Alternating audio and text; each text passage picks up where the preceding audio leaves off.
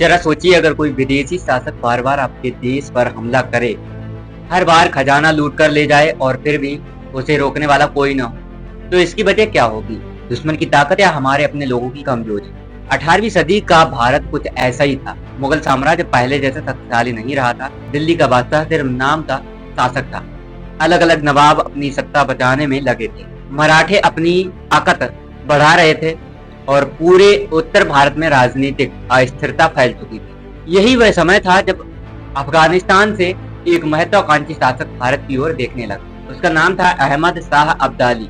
अब्दाली का जन्म अफगानिस्तान के दुर्रानी कबीले में हुआ था। शुरुआत में वह प्रसिद्ध विजेता नादिर शाह की सेना में एक प्रमुख अफगान सेनापति था।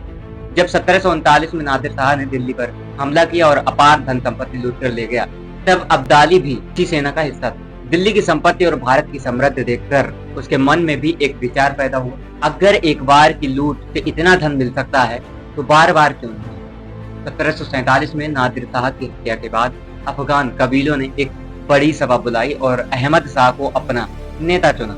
यहीं से दुर्रानी साम्राज्य की शुरुआत हुई। लेकिन एक समस्या थी, अफगानिस्तान की जमीन उपजाऊ नहीं थी, व्यापार सीमित था और सेना चलाने के लिए लगातार धन की जरूरत थी। अब्दाली की नजर सीधे भारत पर गई। उसने देखा कि यहाँ सत्ता बिखरी हुई है, मुगल कमजोर हैं और कोई भी ताकत पूरे उत्तर भारत को एकजुट नहीं कर पा रही। यही उसकी सबसे बड़ी ताकत बन गई। सन 1748 में उसने भारत पर अपना पहला हमला किया। उसने पंजाब की ओर बढ़ते हुए लाहौर पर कब्जा किया। उस समय स्थानीय शासकों की आपसी दुश्मनी ने भी उसकी मदद की। कुछ लोगों ने अपने स्वार्थ के लिए उसका साथ दिया। इससे विदेशी सेना को आगे बढ़ना आसान हो गया। लाहौर पर कब्जे के बाद शहर में भारी लूटपाट हुई और हजारों लोग उसकी चपेट में आए। अब्दाली का मकसद सिर्फ युद्ध जीतना नहीं था, उसे चाहिए था धन, संसाधन और ऐसा डर जिससे अगली बार बिना ज्यादा विरोध के ऊपर फिर भारत आ सके। और यह तो सिर्फ शुरुआती आने वाले कुछ वर्षों में उसने एक नहीं, दो नहीं, बल्कि 7 बार भारत पर हमला किया, जिसने पूरे उत्तर भारत का इतिहास बदल कर रख दिया। पहले हमले के बाद अब्दाली वापस अफगानिस्तान लौट गया, लेकिन नजरें अब भी भारत पर टिकी थी। उसे समझ आ गया कि यहाँ की राजनीतिक कमजोरी ही उसकी सबसे बड़ी ताकत है। अगले कुछ वर्षों में उसने बार बार भारत पर हमले किए।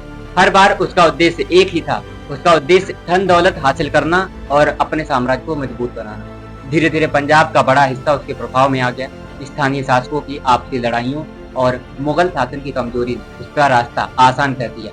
जहाँ विरोध मिला वहाँ युद्ध हुआ और जहाँ विरोध नहीं हुआ वहाँ उसने अपना प्रभाव स्थापित कर दिया। उधर दूसरी तरफ मराठा साम्राज्य तेजी से उत्तर भारत में अपनी शक्ति बढ़ा रहा था। उनका लक्ष्य था पूरे भारत में अपना प्रभाव स्थापित करना।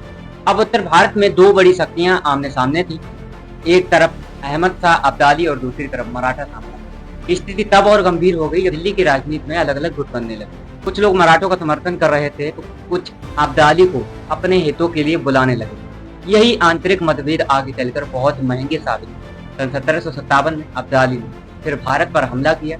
इस बार वह दिल्ली तक पहुंच गया। राजधानी पर उसका प्रभाव स्थापित हुआ और उत्तर भारत के कई महत्वपूर्ण क्षेत्रों पर उसका नियंत्रण बढ़ गया। इस अभियान के दौरान अनेक शहरों को भारी नुकसान हुआ और लोगों को कठिन परिस्थितियों का सामना करना पड़ा।